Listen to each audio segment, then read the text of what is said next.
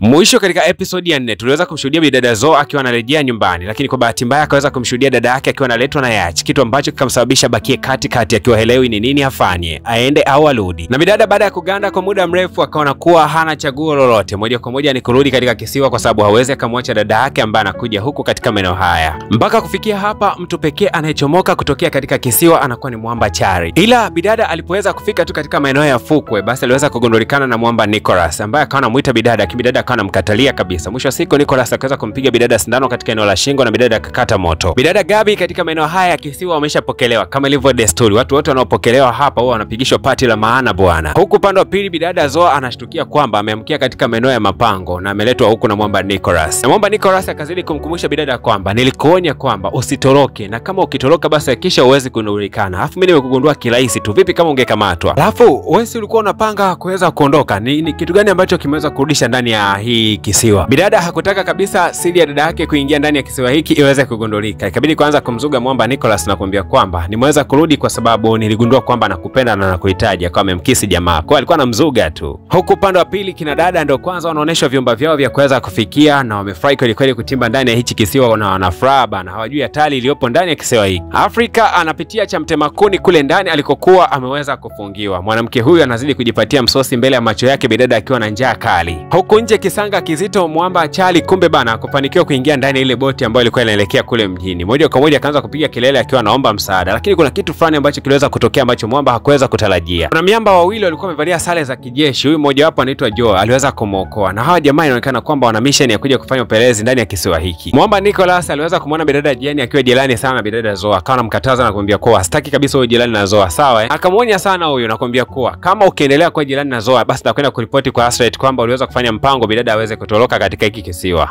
Bidada Zoe akamwomba sana msamaha Jenny na kumwambia kwamba hatakuwa jirani naye tena kwa wakati huu, anahitaji tukubakia ndani ya kisiwa. Lakini sababu kubwa ya bidada Zoe kutaka kubakia ndani ya kisiwa ni kwa sababu ya huyu anayemuona mbele yake ambaye anafahamika kama Gabi, ambaye ni dada yake. Ikabidi kumkonyeza kana kwamba wawe kama vile hawajuani. Basi moja kwa moja bidada akawa anamfuata bidada ili asiweze kugundulikana kana kwamba wanajuana wawili hawa. Wakaelekea mpaka upande wa pili wa kisiwa, mahali ambako drone huwa hazipiti mara kwa mara, na hapo akaanza kuongea. Bidada alishangaa kumwona dada yake huko, akamwambia kuwa umejileta katika eneo ambao ni jehanamu ya duniani. Huku kuna tisha kuliko kunavyotisha sehemu nyingine yoyote ile. Kiufupi ni kwamba umeingia sehemu ambayo sio nzuri. Rafiki yangu Judy amekufa katika kisiwa hiki na mwili wake umechomwa moto mbele ya macho yetu. Kwa hiyo hapa bana pana zaidi ya maisha ambayo ni ya kishetani kupita kawaida. Akawa amekumbatia dada yake na kumwambia kuwa asimwamini mtu yoyote katika kisiwa hiki. Na baada ya makumbatiano ya muda mrefu, kwa sababu na ndugu hawa wawili wajeza kukutana kwa kipindi kirefu, basi siku ya leo alikuwa amefurahi na kusema kwamba pamoja na kwamba tuko katika sehemu mbaya, lakini nashukuru kwa sababu nimeweza kukuona dada yangu. Na mwingine akasema nashukuru kwa sababu nimeweza kuona mdogo wangu. Bwana, kumbe ndani ya kisiwa hiki hawa kinajua ndio maafande wanaolinda hiki kisiwa. Wakasema kuwa kuna mtu anafahamika kama Louis ameweza kuuliwa, mtu muhimu sana, na inaonekana kwamba miongoni mwenu muuaji yuko hapa hapa. Lakini wote tunakumbuka kwamba mwamba Alvin ndiye aliweza kumuua mwamba Louis kipindi kile anamzuia bidada kuingia katika bahari. Kwa kuwa hakuna aliweza kujitambulisha kwamba ameweza kufanya tukio hilo, basi bidada mmoja hivi anaitwa Dania alikuwa akitembelea mmoja baada ya mwingine. Huyu dada ni mzoefu kweli kweli kutambua muuaji. Ni kweli kabisa, huyu bidada Dani alikuwa na uwezo mkali, akaweza kumchukua Ivan na wenzake kama wawili hivi, na alikuwa anawapeleka katika sehemu ambayo anakwenda kuuliwa. Lakini huyu mwanamama Dani ana uzoefu mkali sana katika masuala ya kivita, na alikuwa anajua kwamba muuaji yuko katikati ya hawa watatu. Akasema kuwa leo tutakwenda kuana kwa mchezo wa kuzungushiana silaha, na silaha hii itakuwa na risasi moja tu. Mtu ambaye atakwenda kumpata hiyo risasi basi ndio muuaji. Akapeleka silaha yake kwa mtu wa kwanza, alikuwa ni mwanamke. Silaha haikuweza kufunguka. Mtu wa pili silaha kuweza kufunguka. Ilipofika zamu ya mwamba mmoja anaitwa Eloy, kabla tu ya kuweza kushambuliwa, mwamba Ivan akaweza kujitokeza na kusema kwamba jamani, hapana, mimi ndio niliweza kufanya mauaji hayo. Kwa hiyo basi Ivan ndiye aliyeweza kufanya tukio hili la mauaji. Akachukuliwa na kupelekwa sehemu yake peke yake, na hao wengine wakarudishwa katika maeneo ya makambi. Hasa huyu mwamba kiongozi wa kijeshi siku ya leo alikuwa anataka kumfundisha huyu mwanamama ambaye anafahamika kama Ashlet namna ya kutumia bunduki ya kweli kabisa. Lakini Ashlet akasema kuwa kiongozi wa ulinzi katika masuala haya ya hapa kambini ambapo tunaishi ni bidada anayefahamika kama Brenda, lakini amekufa mzembe sana siku hizi. Na ili niweze kujipima uwezo wangu wa kutumia silaha ya kweli, lazima huyu ndo awe kama chambo, akimbie kule mbele alafu mimi nifiatue risasi. Akifanikiwa kuweza kuikwepa basi itakuwa ndo bahati yake. Bidada akaanza kukimbia na mwisho siku akamlenga katika maeneo ya miguu. Baada ya hapo bidada Ashlet akamfuata Brenda alikuwa akigugumia pale chini, akampiga risasi ya kichwa. Akamuuliza huyu mwalimu wake kwamba je, naweza kutumia risasi ya moto? Mwalimu akasema uko vizuri. Baada ya bidada Brenda kuweza kuuliwa, basi bidada Amo akaweza kupewa ile nafasi ya Brenda. Kumbuka kwamba bidada Amo ndo ana upenzi na yule mwamba anayefahamika kama Alvin. Na wote tunajua kwamba mwamba Alvin ameweza kukamatwa tayari kwa ajili ya kuuliwa kwa sababu ya tukio la kuweza kumshambulia mwamba Louis na kumteketeza. Sasa je, kama kiongozi wa ulinzi ambaye bidada Amo atakwenda kuibadili nafasi ya Brenda, ataweza kutekeleza mauaji ya mwamba Alvin au la? Hasa mwamba Eric tayari afya yake imerejea. Siku ya leo alikuwa akimsalimia huyu mtoto ambaye anafahamika kama Isaac. Kumbe bana ni mtoto wake. Na kulikuwa kuna uvumi kwamba hawa wawili hawawezi kupata watoto. Kumbe wana uwezo na wana mtoto ambaye wamemficha, ila hawataki watu wengine waweze kupata watoto. Kwa hiyo wanajifanya kana kwamba wao uwezo wa kupata watoto hawana. Mwamba alipotoka pale nyumbani kwake moja kwa moja akaelekea huko katika kambi, na alipofika tu akakutana na bidada Astrid na kumwambia kuwa hakuna meli ya ziada ambayo inakuja kuleta watu wengine huko. Lakini bidada akasema kuwa anahitaji watu zaidi na zaidi katika hiki kisiwa. Lakini pia mwamba Eric akazungumzia swala la satellite kuweza kutikisika, akasema kwa nini uliweza kubadilisha mawimbi na frequencies za satellite? Lakini bidada akasema kuwa hapana, alikuwa ni mwanamke mmoja ambaye aliingia katika kile chumba cha operation ndiye aliweza kubadilisha kila kitu. Ni nani huyo aliweza kufanya jambo kama hilo? Bidada akamwambia kuwa ni Africa. Mwamba Eric ni kweli kabisa alizoeana na bidada Africa, lakini kwa kitendo cha kuweza kuactivate antenna, kitu hichi kilimkela sana na kusema kwamba utafia huko katika hiyo cell. Na kumbe bana zile antenna ndo zinatumika kuwasiliana na watu ambao wako katika dunia nyingine, ambapo wako kuandaa kule bustani ya Eden nyingine kabisa. Kwa hiyo kile kitendo cha bidada Africa kuweza kuharibu pale mawasiliano ni kwamba aliharibu mawasiliano ya watu ambao wako katika sayari nyingine ambapo wako kutengeneza bustani ya Eden. Na hawa wanaokusanywa katika hiki kisiwa wana mpango wa kupelekwa katika sayari nyingine kabisa. Bidada akiwa anashangaa hapa ndani, akashangaa kuna mtu mwingine analetwa. Kumbe alikuwa ni mwamba Charlie ambaye alikuwa amekamatwa kule katika bahari pindi anaogelea kuelekea katika yachi ambayo ilikuwa inaondoka, aliweza kukamatwa. Hasa hebu angalia mchezo ambao bidada Amo ameweza kuchezewa. Mwamba Ivan baada ya kukamatwa kule alikuja kurudishwa huku na kuletwa kwa bidada Amo. Kumbuka kwamba Amo ni kiongozi wa ulinzi ambaye amebadili nafasi ya Brenda. Hasa baada ya kula raha zao hapo za kimapenzi, mwisho wa siku bana Ivan akaanza kumwambia bidada Amo kwamba mimi bana ndio niliweza kumuua mwamba Royce. Kwa hiyo walikuja wamenikamata, mwisho wa siku nimekiri ukweli, wameweza kunirudisha. Bidada Amo akagundua kwamba huu ni mtego na wanataka kumpima katika nafasi yake. Je, anaweza kutetea haki yake ya kuwa mkuu wa walinzi? Kwa sababu kama ni mkuu wa walinzi, kwa kitendo cha huyu mwamba kukiri kwamba aliweza kumuua Royce, lazima auliwe. Na kesho yake mapema na alfajiri bidada Amo akaamshwa na kusema kwamba kuna mtu anastahili adhabu ya kifo, kwa anatakiwa apelekwe katika maeneo yale ya bonde la mauti. Moja kwa moja akampeleka huyo mshikaji, na bidada akawa ameandaa sindano yake, lakini akawa anashiguta anatetemeka, anashindwa kabisa kumuua huyo mtu kwa sababu ndio mara yake ya kwanza. Kwa bahati mbaya sana yule mwamba ambaye alitakiwa kuuliwa akaweza kukimbia katika eneo hilo. Hii kitu ni hatari kuliko kawaida. Kwa hiyo bidada Amo ataonekana kwamba hii kazi haiwezi, na mwisho wa siku adhabu ya mtu ambaye hawezi kazi ya mauaji, basi yeye ndo anakufa. Na kama ilivyo desturi ya hiki kisiwa, bidada Gabi akaanza kuulizwa maswali. Je, unaweza kutusimulia mambo yote yanayohusu maisha yako? Bidada Gabi akasema kuwa mimi nina dada yangu, lakini akashindwa kumtaja kabisa huyo dada yake kwa sababu alikuwa anakumbuka kwamba bidada alikuwa amemuonya na kumwambia kwamba asishie taarifa zao. Na basi bwana, baada ya maswali mengi sana kwa bidada Gabi, mwisho wa siku akawa amemkumbatia na kumkaribisha katika eneo hili la kisiwa, na kila mmoja akaanza kumkumbatia mtu aliye jirani yake. Mwamba Nicholas akaenda kumkumbatia bidada Zoa, lakini akawa ameshtukia kwamba hawa wawili walikuwa kitazamana sana, huenda kuna kitu nyuma ya pazia. Na siku ya leo ikatangazwa kuwa ni siku ya kufurahia na kucheza michezo yote ya baharini, na kila mmoja akawa amezama katika maeneo ya bahari na kufurahi kweli kweli yani. Wakati huu mwamba Eric akawa amebeba chakula kwa asili na akawa analeta huku katika maeneo ya magereza ambako bidada Africa alikuwa ameweza kufungwa, lakini mlinzi wa eneo hili anayefahamika kama Joe akawa anamzuia. Mwamba akamshambulia Joe, kisha akaleta chakula huko ndani na kuweza kumkabidhi Eric kuna baadhi ya kibarua fulani vile alichokuwa amepewa na bidada mmoja hivi kule nje kabisa. Na mwamba Eric akaenda moja kwa moja kwa bidada Africa na kumwambia kwamba kuna kisiwa ambacho tutakuja kukitembelea siku moja, na huko inaaminika kwamba wanaishi Ali. Tunafanyaga mawasiliano nao na waliahidi kwamba watakwenda kutuchukua hapa na UFO zao, sio muda mrefu watakuja hapa na kuja kutuchukua, na moja kwa moja tutakwenda kuishi katika sayari ambayo hakuna binadamu amewahi kuishi, sayari nzuri kuliko zote. Lakini bidada Africa akasema kuwa huenda huu ni mchezo mchafu ambao bidada Ashlet anaweza kucheza, lazima atakuwa na tutriki tu. Lakini mwamba akamwambia kuwa hapana, lazima huenda ndani yake kuna ukweli. Basi bidada Africa akaweza kumkisi mwamba mbele ya macho ya mwamba Charlie. Kumbe bana Eric